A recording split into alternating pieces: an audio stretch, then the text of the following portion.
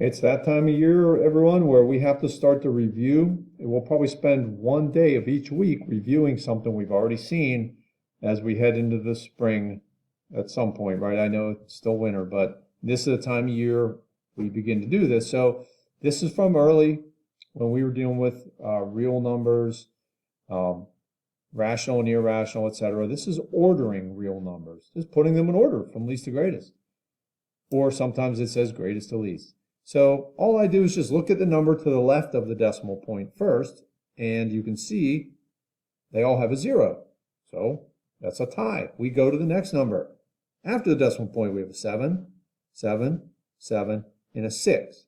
I already know this last number is the smallest or the least because 0.6 anything is always less than 0.7 anything.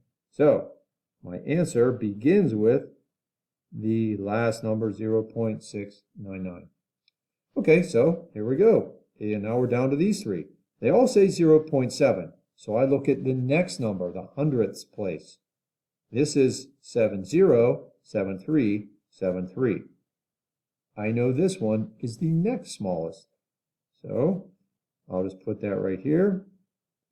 And now we have it down to these two. They both say 0.73, so we would have to go to the next number. Well, you don't see a next number, but we can fill them both in with something.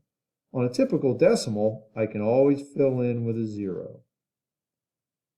And a repeating 3, well, that means I can put a 3 there.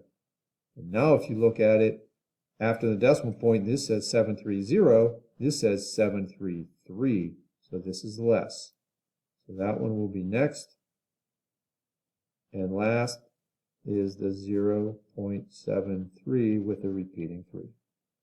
Okay, well, that wasn't too bad because they were all decimals. The next section, they will not be.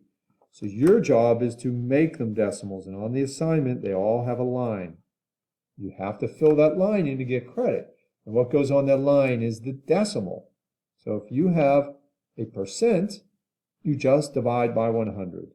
In a calculator, you would go 20 divided by 100, and you would see 0.2. For a fraction, just divide numerator divided by denominator and go in that order. Not 8 divided by 3, 3 divided by 8.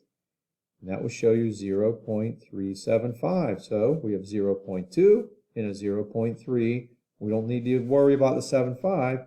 The number on the right is greater, so that's the symbol I fill in with. You know, this one, you can make this an improper fraction, then divide to make it a decimal. I'm just going to divide right here, and 3 divided by 5 is 0.6. But it's not 0 point. See, there's a 2 here, so it's 2.6. The 2 just replaces that 0. It's just a different way to do it. Now, this is a percent. Divide by 100.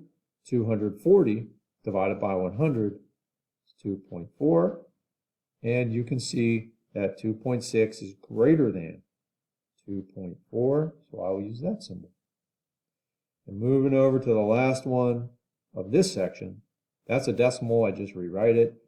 30 divided by 40, and that's how that would look. Remember, I'll remind you again, don't do that backwards, because you'll get a different answer. You will see 0.75, so clearly they are equal.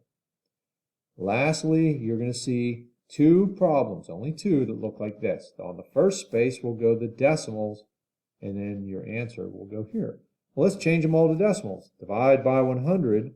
123 divided by 100 is 1.23. This is already a decimal. Again, 1/4 is 0.25, but it's not 0.25, it's 12.25. And this one, scientific notation.